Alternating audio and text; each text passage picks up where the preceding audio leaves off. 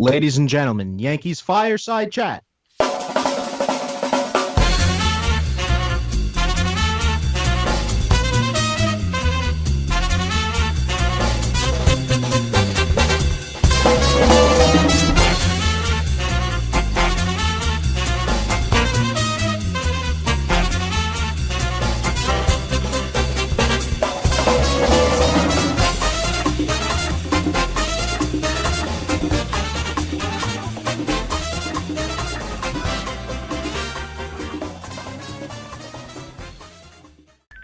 Hello?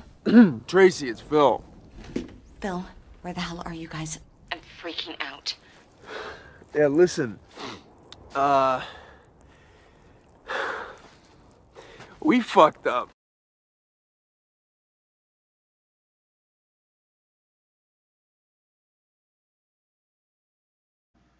What about Yankee player-wise? Who are your guys' favorites? Who do you guys look up to growing up and everything?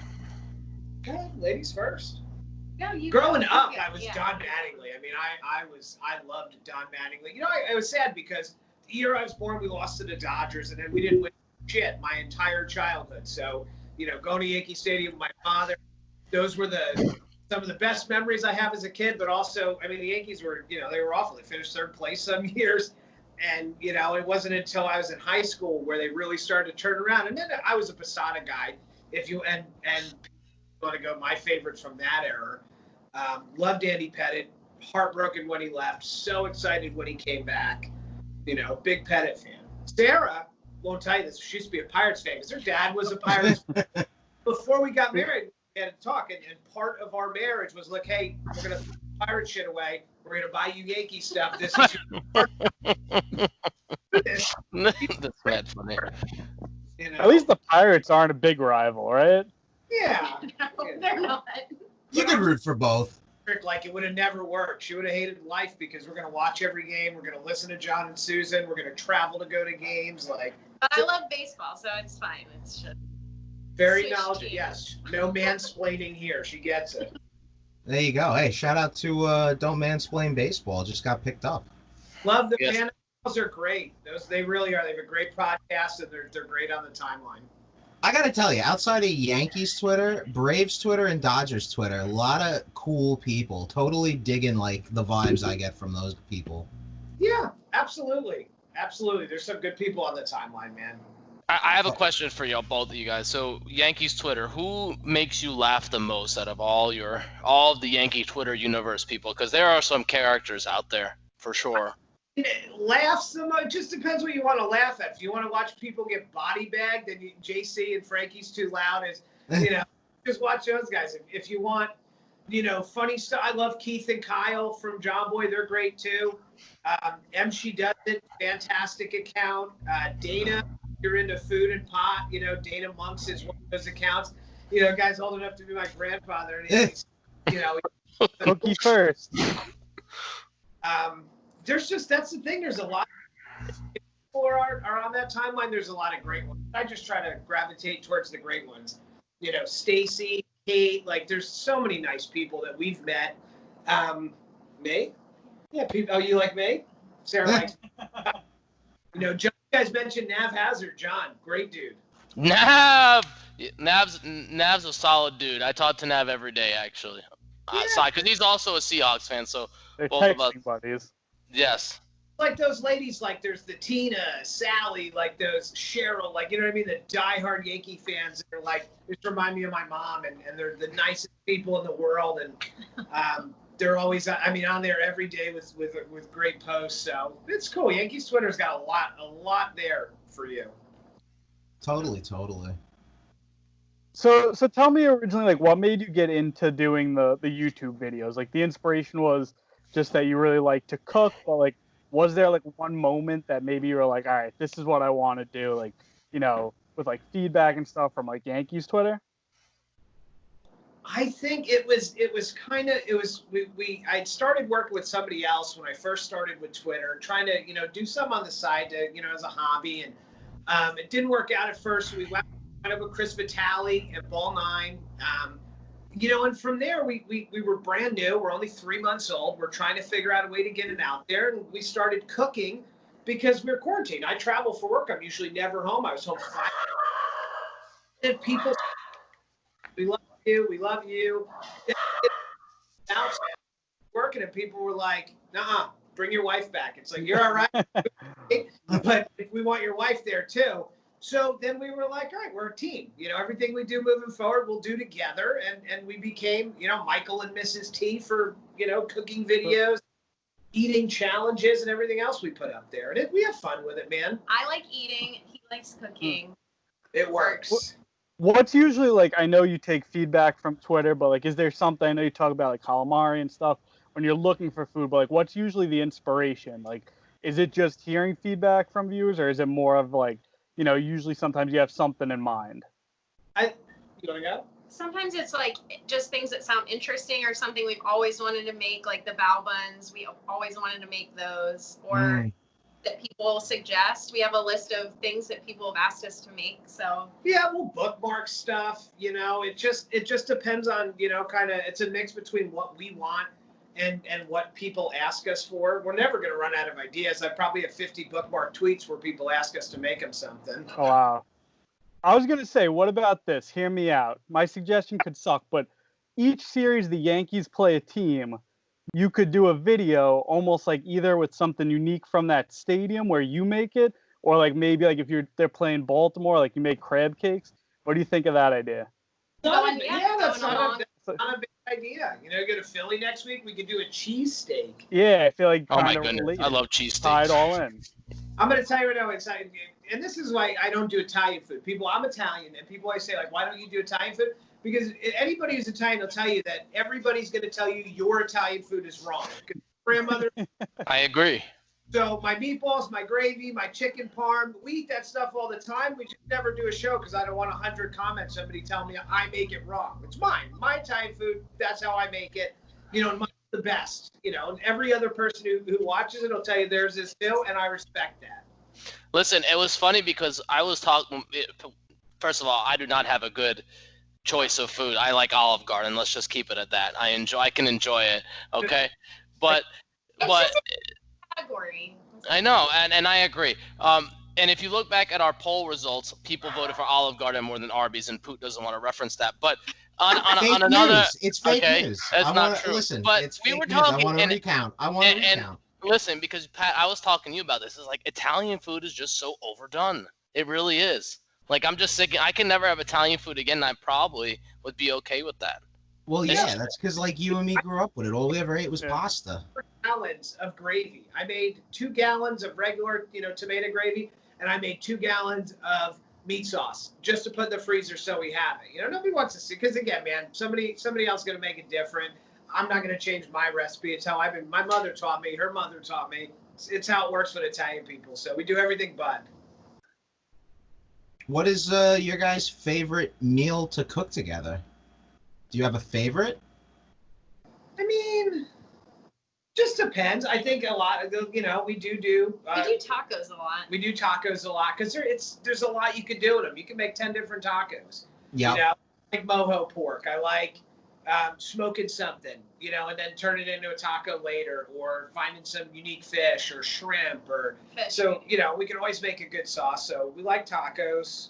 We like Italian food. We eat a lot of Italian food, different pastas. I got a pasta maker, like an old school crank pasta maker from birthday. So you'll see some of that coming up. That's badass. Yeah, that's cool. That's cool. So, all right, let's say you got a babysitter. It's Friday night. Where are you guys going to eat? What's your favorite restaurant? You want to tell them? I know you. No, you tell them. It's in Disney Springs. It's called Wine Bar George. And Ooh. yeah, fantastic. They have burrata.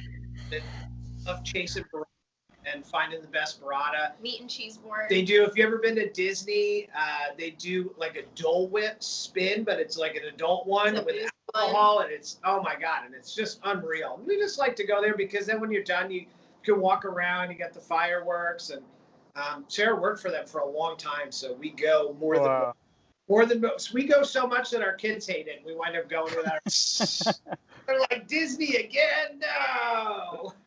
Just curious, because here at YFC, even though Jute's the one in Tampa, me and Poot have made many trips, go to spring training. Have you been to Burn in Tampa?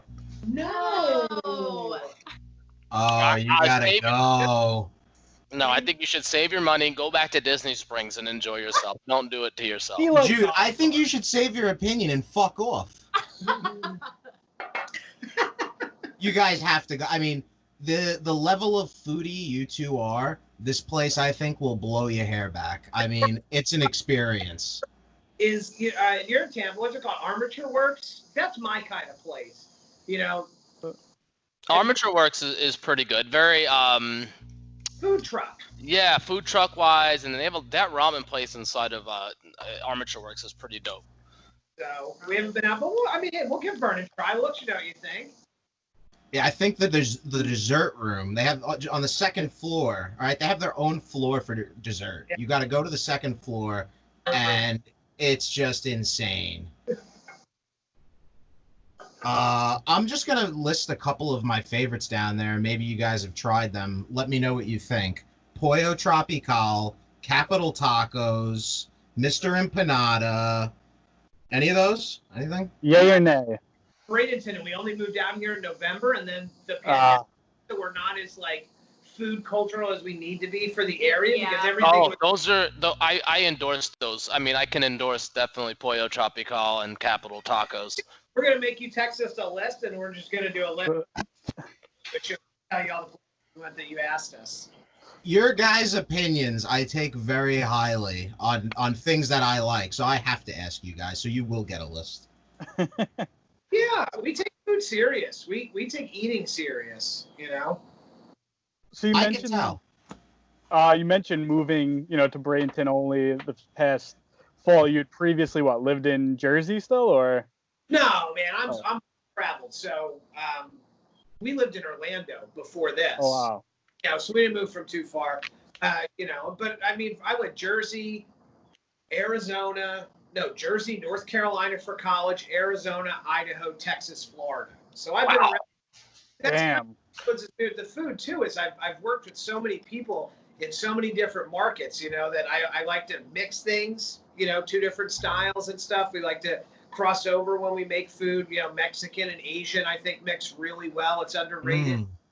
That's kind of where we get our inspiration is all the places we've been and all the things we say. Like, even when we find a recipe, I'm like, okay, that's a good recipe, but I can make this different. I want to do this or this. So out of all the places that you've lived, where would you say had the best food? I think that's impossible to answer because the best food for that. Like when I was in Idaho, we had the best poutine like in the world, duck fat, real duck. Like, I mean, just unreal stuff there. We ate a burger at a place that had a farm, a worm farm, a roof, and a cow in the backyard, and they'd like slaughter your burger and bring it in. It was that fresh. The basement was a butcher shop, the roof was a garden, and inside was a restaurant. It was wow. Live. Other than when I was in Houston, it has the greatest food. Everything in Houston tastes terrible. I don't know why. I was actually going to ask you specifically about Idaho, but you went on it, and I was curious to see what type of food that they're known for up there. I feel like Idaho is a place that probably is really beautiful, but not a lot of people have traveled to. Gorgeous. I would recommend it for anybody. It's one of the coolest places I've ever been. In the summer. Yeah, underrated food market. Very hippie, man. Very they like to grow. Really? Like to keep it organic. They're all about sustainable. It's different. You wouldn't expect it. It blew my mind. I love it. I love eating. How could you not like, and especially seeking out things? Like Jute busted my balls to no end about going to Manhattan and picking up banana pudding. Oh, banana pudding's so good. From Martha's. Like, I mean, sometimes, and even pork buns. Like, you gotta travel a great and weary distance sometimes to just crave that satisfaction. You need it. No, because this is ridiculous. Because I was the first one to actually go to the city to actually get food, and that actually wound up triggering one of the biggest things. And it's a funny story that one time we went to the city and Pat was going to try to eat a hot dog at every corner hot dog stand that he saw in the city. And we call it Poot's Hot Dog Challenge. And then I don't know how many you actually got to. They would get 8 or 9? I don't remember the number. The number's not important. What's important is I did it. Okay, I tried. And it was probably 7 or 8. And I think because I just have a fascination for street like cart like gyros for some reason. I don't know why, but and it's probably Well, that's what we used to do. We were sanitary probably like thing. 13, 14 years old, getting on the train, going to the city to get gyros and like nuts for nuts. You know, go to Chinatown, buy some lighters because they'd sell it to us. You know, shit like that. The good old days. We went for my hot dog review this week for Ball 9. We went to a place locally here in Sarasota called Hot Diggity Dog. And I'll be honest with you, if you're a real food person, you look past aesthetics. But if I took my mother to this place, she'd walk out because you look around and it's so dirty and old and beat up and the floors are ripped up and it's unsanitary. And me, I see gold. I said, you know what? People eat at this place. Nobody cares what it looks like, you know. But Good point. I feel you with those streetcar guys, man. It's just part of life. You gotta. That's why I haven't got coronavirus yet because I grew up eating off New York. They're like the OG food truck people. You know, before food trucks were even a thing, it used to be food carts. So I feel like all of us here on the podcast, we have kind of like, I'd call it almost like a, it's like a scumbag favorite like place. You know, Poot loves Arby's, Jude loves Olive Garden, I love Taco Bell. Like, what's something that you like to eat? You know it's garbage, but it's still something that whether you just crave it or you just Guilty really pleasure, yeah. Yeah, guilty pleasure. Sarah eats more fast food than me. She does like Arby's. I do love Arby's. Nice. Jalapeno poppers? Olive Garden. I think once since a minute ago you've eaten Taco Bell. Me, I avoid it, man. I'm not a fast food guy. But every once in a while, like I would probably say like Wendy's, and then I just eat something like disgusting, like a triple Baconator. You know, God damn. go down that road, I'm gonna get the grossest thing on the menu. Easily. I love it. I love it. Let's talk Ball 9 for a minute. I like Ball 9 because it's different and it's funky. And, you know, I almost get like this LA noir vibe from it. Like even the art that like you guys put out for that, like the marketing art is fucking badass.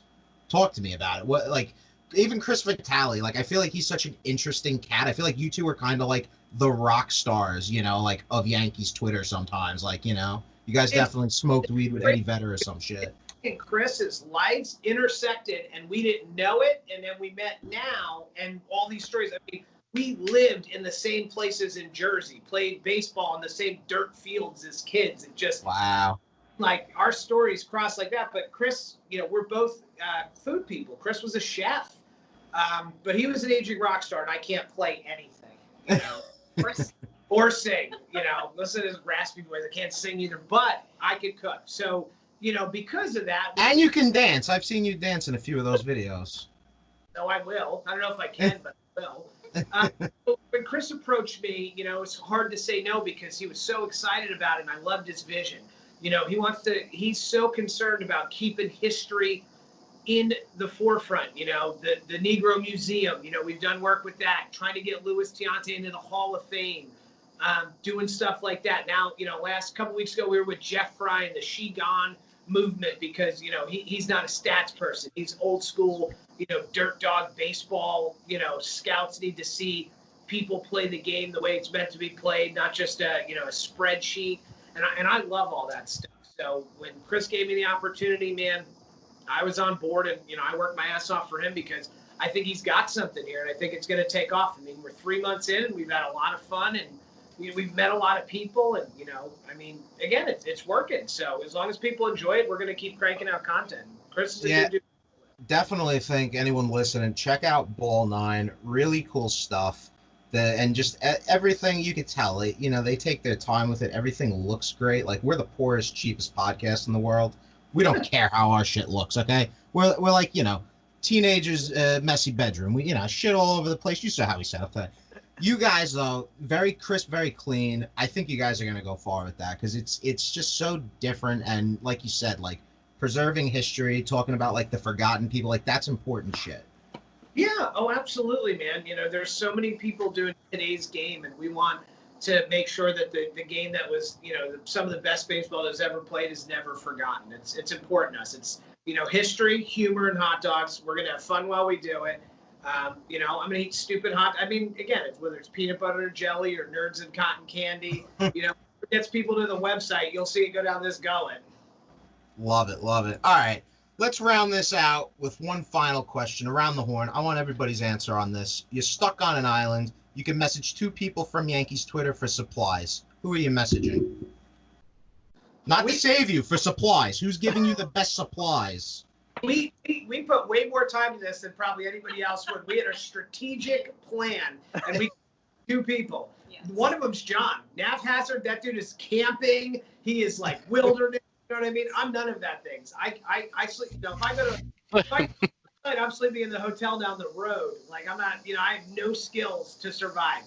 So we're taking John because he's our survival guy. The other person is Dana because food and other things. You know.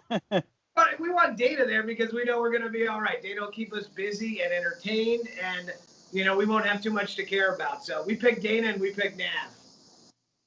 Love it. Love it. Jude, who you picking? Jude, you confused? Jude's mic's off, and he's definitely, like, looking people up. He's probably Googling. I was trying. The funniest thing, you'll say something. We have a group chat. I'll like sometimes text people like, "Oh, did you see? You know, so and so posted this." He just writes, "Huh?" He doesn't know anything. So this should be good. No, I'm trying to look. You know me. I was just looking say for Nav and Mikey baseball and be done with it. No, well, obviously it's Nav, but I don't pay too much attention to the people on the Twitterverse. I can't keep up. Every time I try to have a conversation with Poot, he tells me I don't know anything. So I'm just going to say I don't know anything, and I enjoy talking to Nav. Wow, that's it. And he knows that's right, because Poot knows it's right. Dude, you know nothing. Moot, and then Moot laughs over there like he knows. Baseball's America's pastime. Shitting on Jude's Poot's pastime. Get over it. Mood, who you got? Might be cheap. I'll take Twin Talk Yanks. That's 2 guys for 1. So that's like, you know, I now got more people on my island.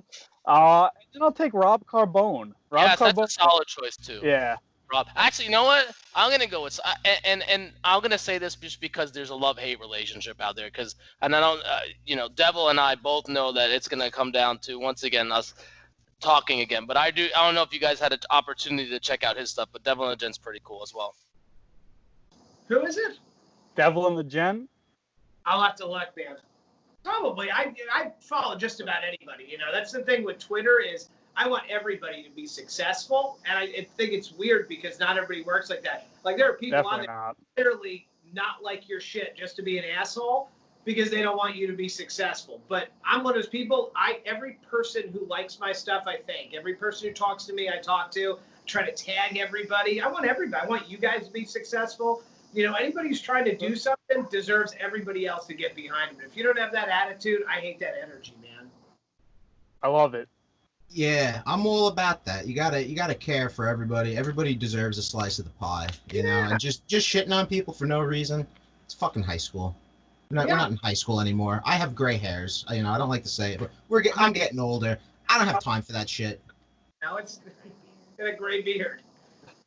Well, you know, you got that silver fox look coming in. Yeah, and I got the cute wife. I'm too old to give a shit who likes me. If you like me, come on. Don't keep scrolling. Exactly. She's all that matters. Only her opinion. All right. Who does Poot got? Sir Monks. Absolutely. Number 1. Because you know I'm not going to be stranded without Mother Nature. Okay. And I could see him knowing, like, and having the skill set to, like, make a guitar from a tree. And he'd probably just be playing, like, some grassroots song or some shit. You know, he'd be getting funky. So I definitely pick him. And then I'm going to pick, I don't even know if he's still on Twitter, but I'm taking Hendo. If anybody knows, if you guys know Hendo. Because listen, Hendo was our Final Four, man. He was.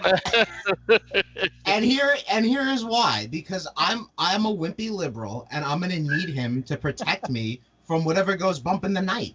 You know, I know he'll bring with him some kind of huge gun, some Rambo shit, and he'll take care of business. So I can sleep easy. You know.